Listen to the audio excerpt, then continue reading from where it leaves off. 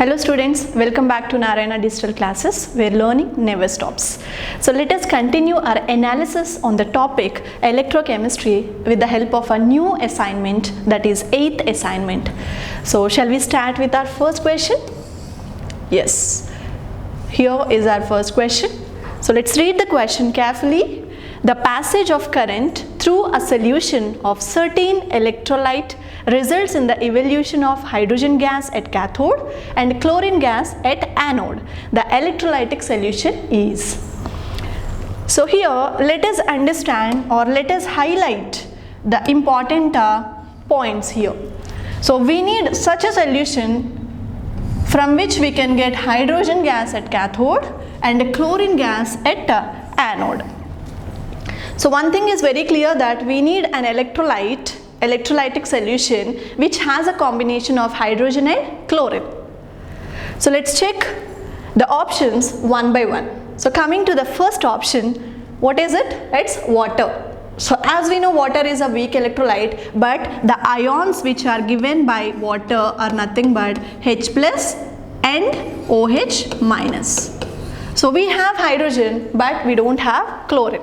Now in the same manner we can check each and every option here. So coming to the second option, H2SO4, as you know we have H plus ions and also SO4 2 minus ions. Now coming to the third option, so aqueous solution of NaCl, here also aqueous solution of H2SO4. So one thing is clear, that aqueous means there is presence of H plus and OH.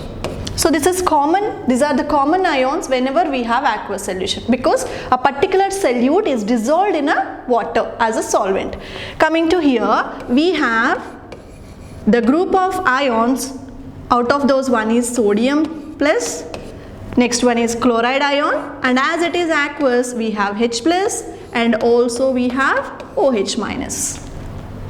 So coming to the last option, CuCl2. So what aqueous CuCl2? We have copper and we also have chloride. Of course it's an aqueous solution, we have H plus and we also have OH minus.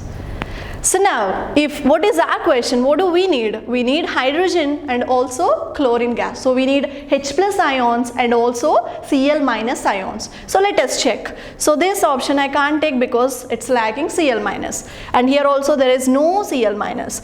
Here we have H plus. If you check here, we have H plus ions and we also have Cl minus ions. So as these two ions are there in this particular option, so we can undoubtedly take this option as a right option.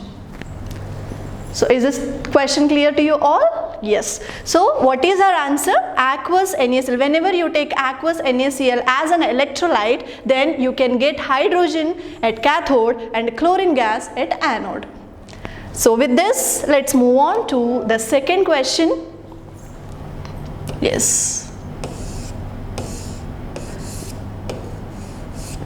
So let's move on to the second question. So like for our reference, I have taken these pictures which can help you in understanding in a better way.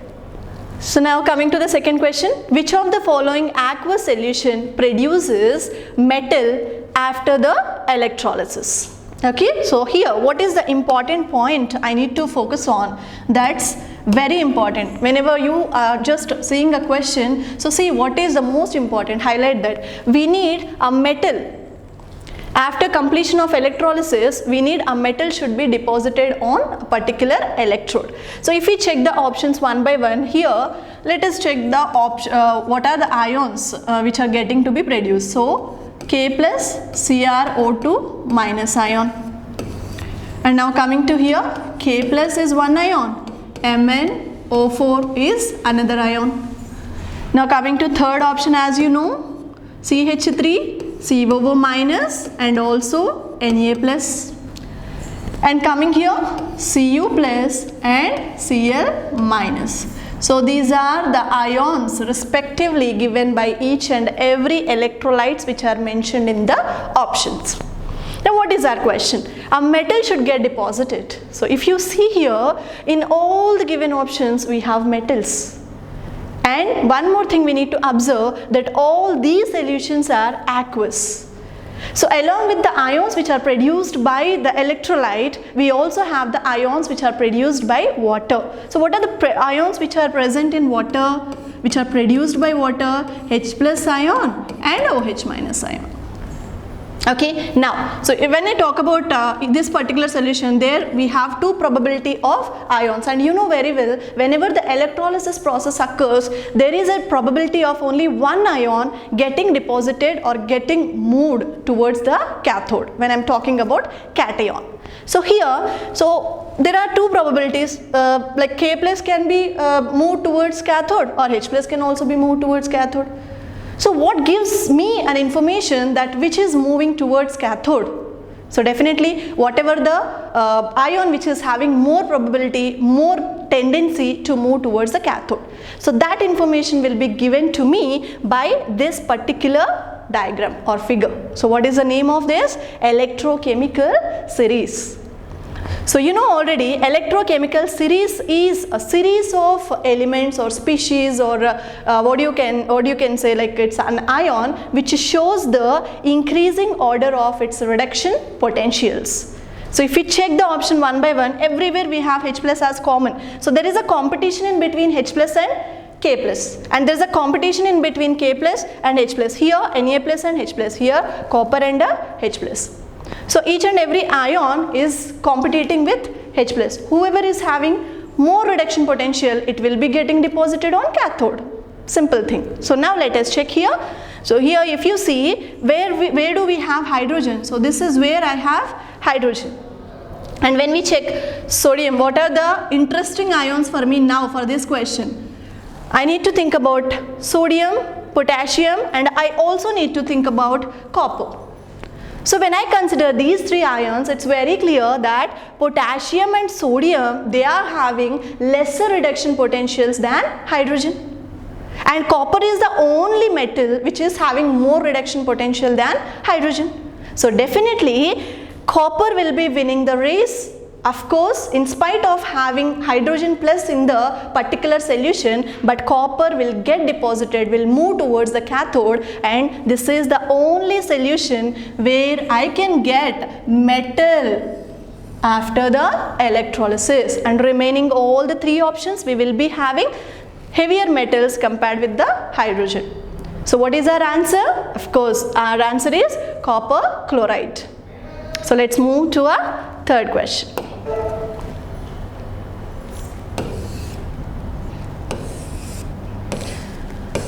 Yes, now let's start our third question.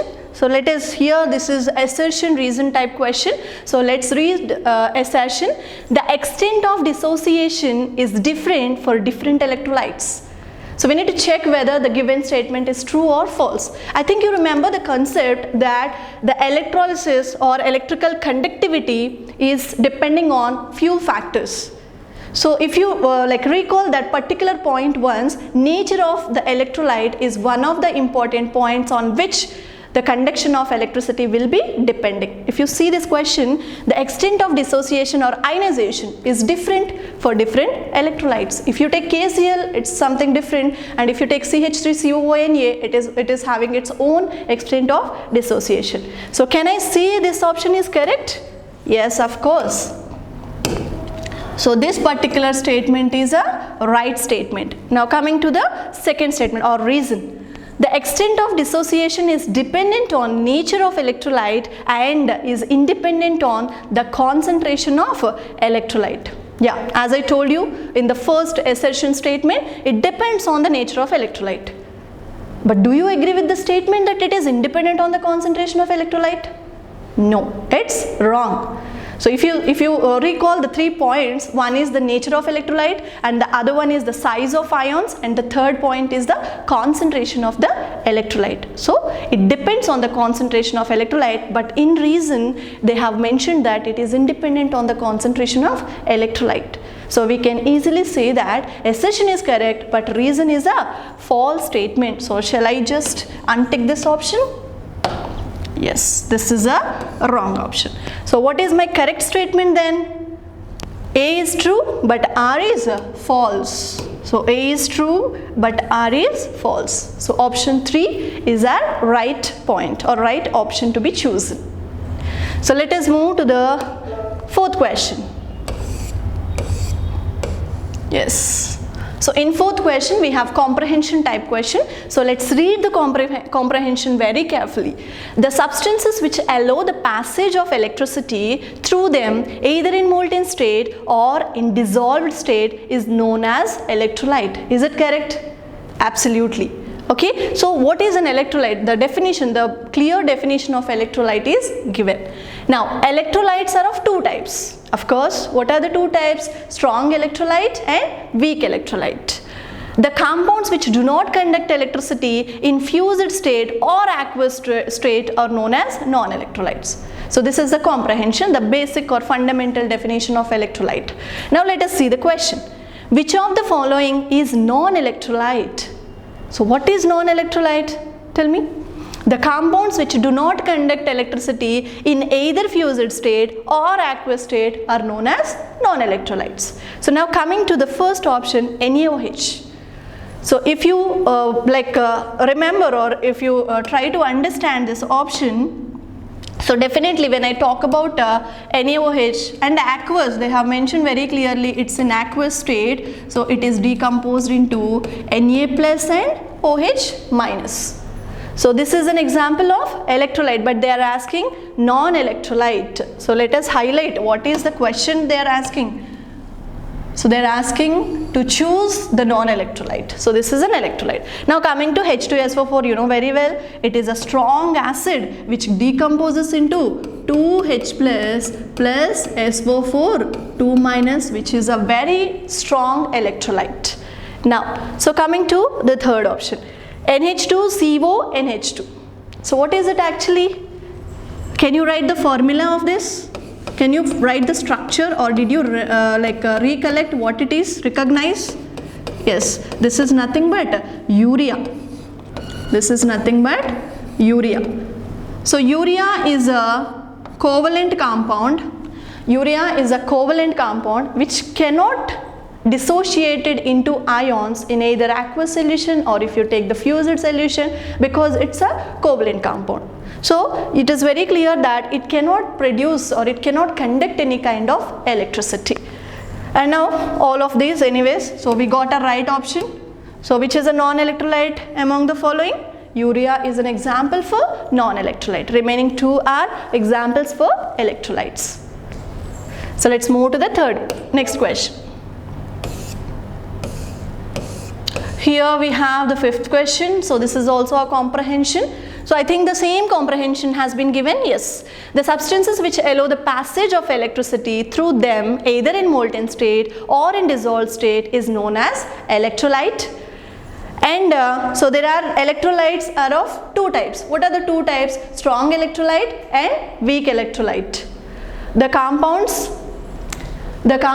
which do not conduct electricity in fused state or aqueous state are known as non-electrolytes. So now we have to pick out the weak electrolyte from the following. So which is the weak electrolyte from the following? So now if you see, the first one is sugar. So as you know, sugar is a carbohydrate, so which is not having the tendency to get itself dissociated or ionized into ions. So wherever we don't have ions, definitely there is no chance of conducting any electricity. So I can eliminate the option sugar. Am I right? Because they are asking weak electrolyte. Of course, if it is weak also, it should be a electrolyte for the first point. So let me highlight my question. What they are asking? They are asking weak electrolyte. So now coming to sugar, it's not an electrolyte. No question about strong or weak. It's a non-electrolyte. Now coming to the second point, gold.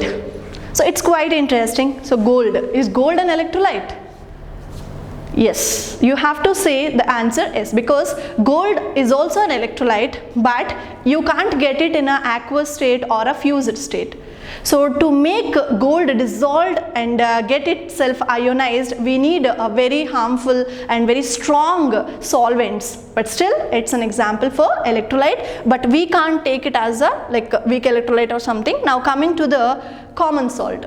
So common salt, you know the formula, NaCl. So NaCl is a very strong electrolyte, right? So I can't take this as an option for weak electrolyte. Now coming to acetic acid. Yes, what is acetic acid? Acetic acid is one of the examples of organic acids. I think you know the formula. We did many solutions related to the acetic acid. So acetic acid is an example for weak electrolyte. So what is our correct answer? Acetic acid. So not only the acetic acid, there are few more examples of like all the organic acids can be taken as an example for weak electrolyte, like carbonic acid, you can take an example, or oxalic acid, C2H4O2. So this is also an example for, like you have tartaric acid, malic acid. So all these organic acids are usually an example for weak electrolyte. So what's our answer? Our answer is acetic acid, CH3COOH. Yes. So let's move to the next question. Yeah, this is our final question.